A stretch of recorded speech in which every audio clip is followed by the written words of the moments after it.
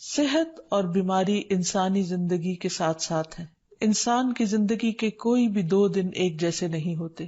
آج اگر انسان خوش ہے تو کل اداس ہوگا. اگر آج وہ اپنے جسم میں قوت محسوس کر رہا ہے تو کل بیمار ہو سکتا ہے. انسان کے اوپر دن میں بھی کئی بار مختلف طرح کی کیفیات گزرتی ہیں.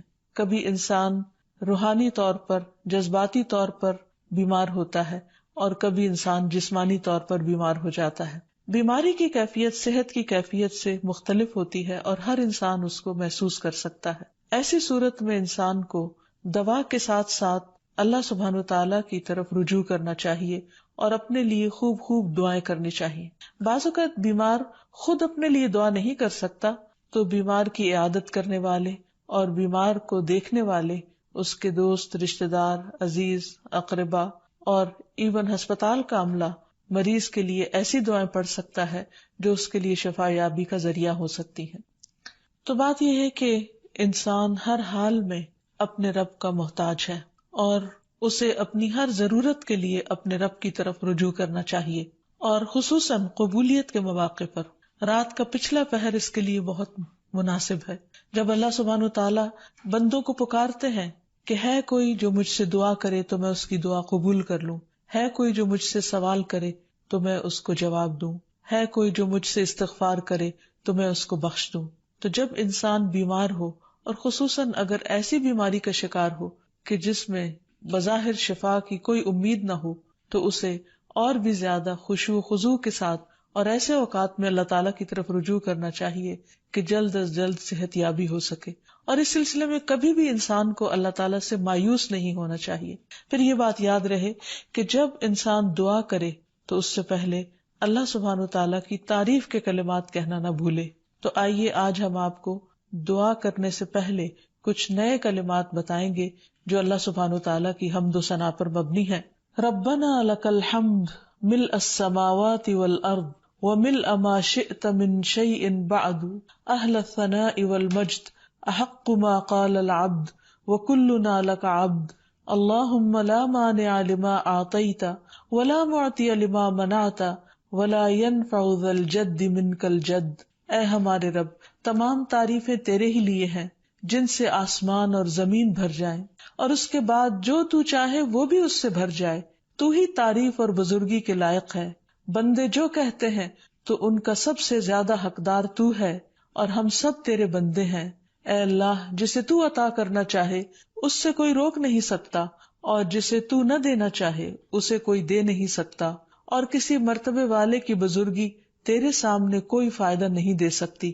یعنی اللہ سبحانہ وتعالیٰ کے علاوہ کوئی بھی اور ایسا نہیں ہو سکتا جو انسان کی مشکل کو آسان کر سکے. تو آئیے اس کے ساتھ ہم دیکھتے ہیں کہ بیماری کے اسباب کیا ہوتے ہیں، بیماریاں کیوں آتی ہیں. سب سے پہلی بات تو یہ کہ بیماری اللہ کے اذن سے آتی ہے. جب تک اللہ سبحانہ وتعالیٰ کا اذن نہ ہو انسان پر کوئی کسی قسم کی مشکل آ نہیں سکتی. قرآن مجید میں آتا ہے ما اصاب من مصیبت الا باذن اللہ. جو بھی مصیبت آتی ہے وہ اللہ کے اذن سے آتی ہے اور وہ تقدیر کا حصہ ہوتی ہے، اور اس میں اللہ سبحانہ وتعالیٰ کی حکمت اور مشیت کار فرما ہوتی ہے.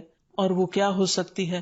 مثلاً اللہ تعالیٰ کسی بندے کے ساتھ بھلائی کا ارادہ کرتے ہیں، اس کے گناہ معاف کرنا چاہتے ہیں، اس کو کسی خاص چیز کی سمجھ دینا چاہتے ہیں تو اسے تکلیف میں مبتلا کر دیتے ہیں. کیونکہ بعض اوقات انسان زندگی میں اتنا مصروف ہوتا ہے اپنے روزانہ کے روٹین کے کاموں میں کہ وہ ٹھہر کر، رک کر، خاموشی کے ساتھ وقفہ لیے بغیر کوئی ایسی بات سوچتا نہیں کہ جو اسے سوچنی چاہیے، جو اللہ تعالیٰ چاہتے ہیں کہ وہ سوچے. تو جب انسان بیمار ہو جاتا ہے تو ایک اور کنڈیشن میں آ جاتا ہے، وہ آرام کی کیفیت میں آ جاتا ہے. ایسی صورت میں انسان کو وہ باتیں بھی سوچنے کا موقع مل جاتا ہے جو عام طور پر وہ نہیں سوچتا. پھر اسی طرح ہمیں ہمارا دین یہ بھی بتاتا ہے کہ بعض اوقات انسان پر بیماری یا کوئی بھی تکلیف اس کے اپنے ہاتھوں کی کمائی سے آتی ہے، یعنی اس کا اپنا کوئی گناہ یا قصور ہوتا ہے جس کی بنا پر اسے وہ تکلیف پہنچتی ہے. قرآن مجید میں آتا ہے وَمَا أَصَابَكُم مِّن مُّصِيبَةٍ فَبِمَا كَسَبَتْ أَيْدِيكُمْ وَيَعْفُو عَن كَثِيرٍ. اور تمہیں جو بھی مصیبت پہنچی تو وہ اس وجہ سے ہے جو تمہارے ہاتھوں نے کمایا، اور وہ بہت سی چیزوں سے درگزر کر جاتا ہے. اسی طرح بعض اوقات انسان کی بیماریاں اس کے کسی گناہ کا نتیجہ ہوتی ہیں۔ عمر رضی اللہ عنہ نے جب عباس رضی اللہ عنہ سے بارش کی دعا کرنے کے لیے کہا تو انہوں نے کہا، اے اللہ، بے شک مصیبتیں گناہوں کی وجہ سے ہی نازل ہوتی ہیں اور انہیں صرف توبہ ہٹا سکتی ہے۔ پھر اسی طرح ایک اور روایت میں آتا ہے، رسول اللہ صلی اللہ علیہ وسلم نے فرمایا، جب بھی کسی رگ یا آنکھ کو نقصان پہنچتا ہے تو وہ کسی نہ کسی گناہ کی وجہ سے ہوتا ہے، لیکن جو تکالیف اللہ تعالیٰ ویسے ہی ٹالتا رہتا ہے وہ کہیں زیادہ ہو جاتی ہیں۔ پھر اسی طرح بعض بیماریاں انسانوں کے اعلانیہ گناہوں کی وجہ سے بھی ہوتی ہیں، جیسے کہ ایک حدیث میں آتا ہے، جب کسی قوم میں بدکاری عام ہو جاتی ہے اور وہ اعلانیہ اس کا ارتکاب کرتے ہیں تو ان میں طاعون اور ایسی مختلف بیماریاں پھیل جاتی ہیں جو کہ ان سے پہلے گزرے ہوئے لوگوں میں نہ تھی۔ ابو امامہ باہلی سے روایت ہے کہ نبی صلی اللہ علیہ وسلم نے فرمایا، جس بندے کو بھی بیماری سے پچھاڑ دیا گیا ہو تو اللہ تعالیٰ اسے جب بیماری سے اٹھاتا ہے تو وہ پاک ہوتا ہے۔ تو یہ ایک حقیقت ہے کہ انسان کے گناہ اس کے لیے مشکلات کا سبب بنتے ہیں۔ امام ابن القیم الجوزیہ لکھتے ہیں، ان کی ایک مشہور کتاب ہے الداء والدواء، بیماریاں اور علاج، اس میں وہ کہتے ہیں کہ کوئی بھی گناہ ایسا نہیں کہ جس کے اثرات نہ ہوں۔ انسان سے چھوٹی یا بڑی جو بھی کوئی غلطی صادر ہوتی ہے اس کے نتیجے میں کچھ نہ کچھ اثرات اس کی زندگی پر ضرور پڑتے ہیں۔ ہاں، اگر اللہ تعالیٰ معاف کر دے تو وہ اور بات ہے، ورنہ ہر گناہ کی ایک تاثیر ہوتی ہے، اور ان تاثیرات میں سے ایک چیز یہ ہے کہ انسان مختلف قسم کی بیماریوں میں مبتلا ہو جاتا ہے۔ اسی لیے ہم دیکھتے ہیں کہ جب انسان بیماری میں مبتلا ہوتا ہے تو اللہ تعالیٰ اس بیماری کو اس کے گناہوں کا کفارہ بنا دیتے ہیں۔ جیسے حدیث میں آتا ہے کہ جس مسلمان کو کانٹا چبھے یا اس سے زیادہ کوئی تکلیف پہنچتی ہے تو اللہ تعالیٰ اس کے ذریعے اس کے گناہوں کو اس طرح دور کر دیتا ہے جس طرح درخت سے اس کے پتے جھڑتے ہیں۔ تو اس سے ہمیں یہ پتہ چلتا ہے کہ بیماریوں کے آنے کے مختلف اسباب ہوتے ہیں۔ بیماری بہرحال جس بھی وجہ سے آئے، لیکن اصل چیز دیکھنے کی یہ ہے کہ مومن کا رویہ کیا ہے۔ مومن کو اگر کوئی کانٹا بھی چبھتا ہے تو وہ اس پر صبر کرتا ہے۔ اس لیے بیماری یا تکلیف کے آنے پر انسان کو اللہ سے راضی رہنا چاہیے، شکوہ نہیں کرنا چاہیے، کیونکہ جو اللہ سے راضی ہو جاتا ہے کسی آزمائش پر، اللہ تعالیٰ بھی اس سے راضی ہو جاتا ہے۔ پھر اسی طرح اللہ تعالیٰ کا شکر ادا کرنا چاہیے، کیونکہ بیماری اس سے زیادہ شدید بھی ہو سکتی تھی، لہٰذا انسان کو اللہ تعالیٰ جس حال میں رکھے انسان اس پر شکر گزار رہے۔ پھر یہ کہ انسان کسی بھی بیماری میں کسی بھی قسم کی ہو اور زندگی کے کسی بھی حصے میں ہو، اس میں مایوس نہ ہو، پر امید رہے کہ بیماری دور ہو جائے گی۔ پھر اسی طرح اگر بیماری طول پکڑ جائے تو انسان کو گھبرانا نہیں چاہیے، کیونکہ ہر گزرنے والا لمحہ انسان کے درجات میں اضافے کا سبب بنتا ہے اور اس کے گناہ مسلسل جھڑتے چلے جاتے ہیں حتیٰ کہ انسان بالکل پاک صاف ہو جاتا ہے۔ پھر اسی طرح انسان کو بیماری کی حالت میں دوسروں سے شکوے شکایات نہیں کرنی چاہیے، کیونکہ بیماری اللہ کے اذن سے آتی ہے، اور جب انسان ہر ایک کے آگے رونے لگتا ہے تو گویا وہ اللہ تعالیٰ کا شکوہ کر رہا ہوتا ہے، جو چیز اللہ تعالیٰ کو پسند نہیں۔ پھر اسی طرح منہ سے برے الفاظ نہیں نکالنے چاہیے، بیماریوں کو کوسنا نہیں چاہیے، اور پھر ایسے الفاظ نہیں ادا کرنے چاہیے کہ مجھے لگتا ہے کہ اس بیماری میں میری زندگی چلی جائے گی، یا یہ کہ کسی مریض کی عیادت کے لیے جا کر اس کو اس قسم کی بات نہیں کرنی چاہیے، خواہ کتنی ہی خطرناک بیماری کیوں نہ ہو، ہمیشہ اسے امید دلانے چاہیے، کیونکہ مایوسی کے الفاظ اور برے بھلے اور منفی قسم کی باتیں اللہ تعالیٰ کو پسند نہیں، اور انسان ویسے بھی جیسے سوچتا ہے پھر اس کے ایکشن اس کے مطابق ہونے لگتے ہیں۔ اب یہ ہے کہ انسان بیماری میں دوا ضرور کرے، کیونکہ حدیث میں آتا ہے کہ اللہ تعالیٰ نے کوئی بیماری ایسی نہیں اتاری جس کے لیے دوا نہ اتاری ہو۔ ہاں، جسے معلوم ہو اسے معلوم ہوتا ہے، اور جسے نہیں معلوم ہوتا اسے نہیں معلوم ہوتا۔ بعض اوقات اللہ تعالیٰ ڈاکٹر کے دل میں ڈال دیتا ہے اور اس کا علاج اس کو سمجھ میں آ جاتا ہے، اور بعض اوقات وہ بیماری لا علاج ہوتی ہے، حالانکہ اس کا علاج موجود ہوتا ہے مگر کسی کو بھی علاج سمجھ میں نہیں آتا۔ بہرحال نوعیت کچھ بھی ہو تو علاج ضرور کراتے رہنا چاہیے، اور کبھی مایوس نہیں ہونا چاہیے کہ اس بیماری کا علاج ہو نہیں سکتا، نہیں، ایک کے بعد ایک کوشش انسان کرتا رہے، اور جب اللہ کا اذن ہوگا بیماری دور ہو جائے گی۔ اور اس کے ساتھ ساتھ انسان یہ بھی یقین رکھے کہ شفا اللہ کے ہاتھ میں ہے، کسی ڈاکٹر کے ہاتھ میں نہیں، کسی انسان کے ہاتھ میں نہیں، کیونکہ جب تک اللہ کا اذن نہ ہو شفا نہیں ہو سکتی، خواہ کوئی کتنا بھی بڑا ڈاکٹر کیوں نہ ہو۔ اسی لیے نبی صلی اللہ علیہ وسلم کی دعاؤں کے آخر میں آتا ہے کہ لا شفا الا شفاؤک، کوئی شفا نہیں مگر تیری ہی شفا، یعنی جو اللہ سبحانہ وتعالی اپنے بندے کو شفا عطا کرے۔ پھر اسی طرح یہ ہے کہ حضرت ابراہیم علیہ السلام نے اللہ سبحانہ وتعالی کے بارے میں فرمایا تھا کہ وَإِذَا مَرِضْتُ فَهُوَ يَشْفِينِ، کہ جب میں بیمار ہوتا ہوں تو وہی مجھے شفا دیتا ہے، یعنی اللہ تعالیٰ ہی اس بیماری کو دور کرتا ہے۔ اسی طرح ایک اور روایت سے بھی پتہ چلتا ہے کہ شفا دراصل اللہ سبحانہ وتعالیٰ کے ہاتھ میں ہے۔ حضرت عائشہ سے مروی ہے کہ رسول اللہ صلی اللہ علیہ وسلم دم کیا کرتے تھے اور یہ دعا پڑھتے تھے، امسح البأس رب الناس بیدک الشفاء لا یکشف الکرب الا انت، اے لوگوں کے رب تکلیف کو دور کر دے، تیرے ہی ہاتھ میں شفا ہے، تیرے سوا اس کو دور کرنے والا اور کوئی بھی نہیں۔ پھر اسی طرح انسان جب کسی بیمار کی عیادت کے لیے جائے تو اس پر بھی دعا پڑھے اور اس کے لیے دعا کرے۔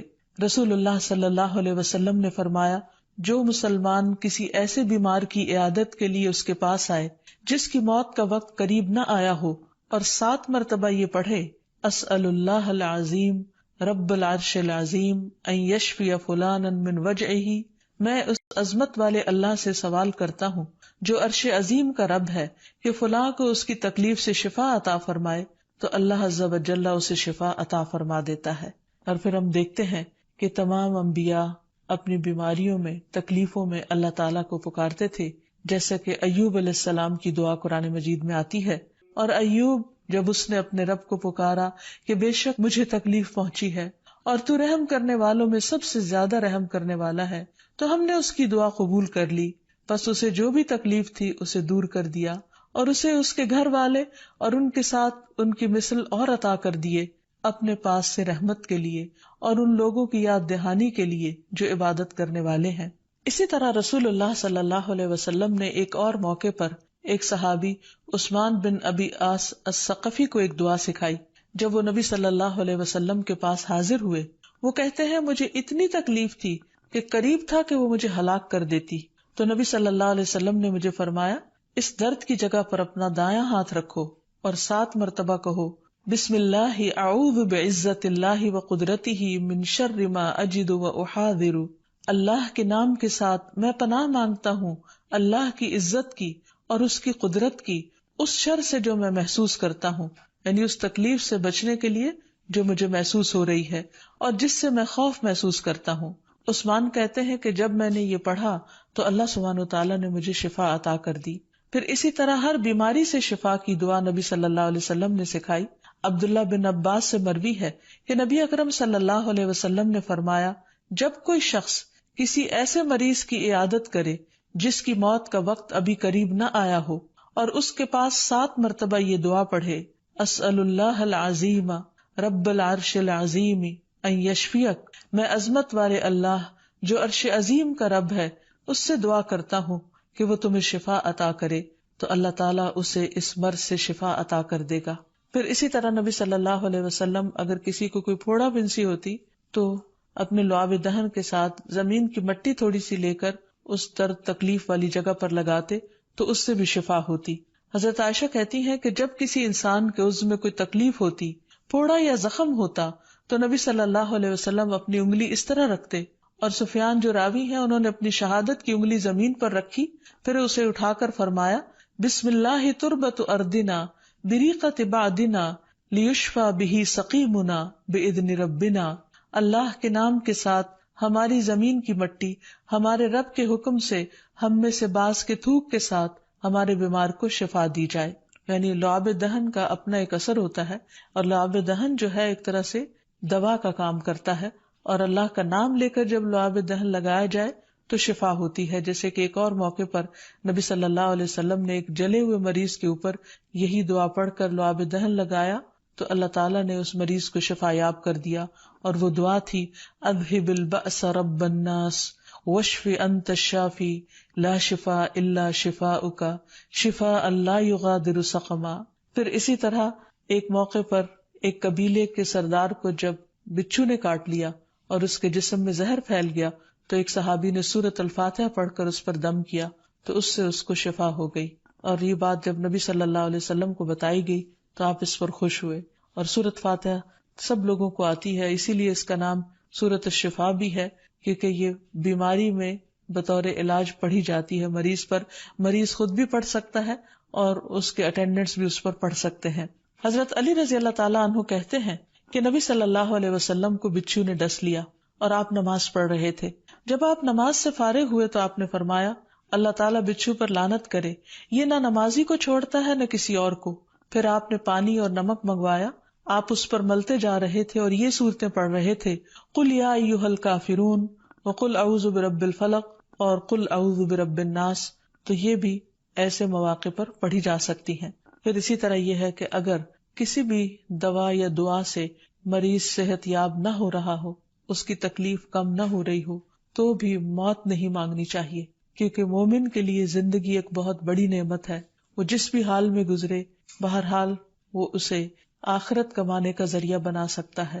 یعنی اگر وہ تکلیف میں اس کی زندگی گزر رہی ہے اور اس پر وہ صبر کر رہا ہے اور اللہ کو یاد کر رہا ہے تو اس کے بے پناہ درجات بلند ہونے کا ذریعہ ہے. یعنی یہ بیماری اس کے لیے بلندی درجات کا ذریعہ بن جاتی ہے. اس لیے کبھی بھی موت نہیں مانگنی چاہیے. ہاں اگر تکلیف حد سے بڑھ جائے تو انسان یہ دعا مانگ سکتا ہے اللہم احینی ما کانت الحیات خیرا لی وتوفنی اذا کانت الوفات خیرا لی. اے اللہ جب تک میرے لیے زندگی بہتر ہو مجھے زندہ رکھ، اور جب میرے لیے وفات بہتر ہو تو مجھے وفات دے دے.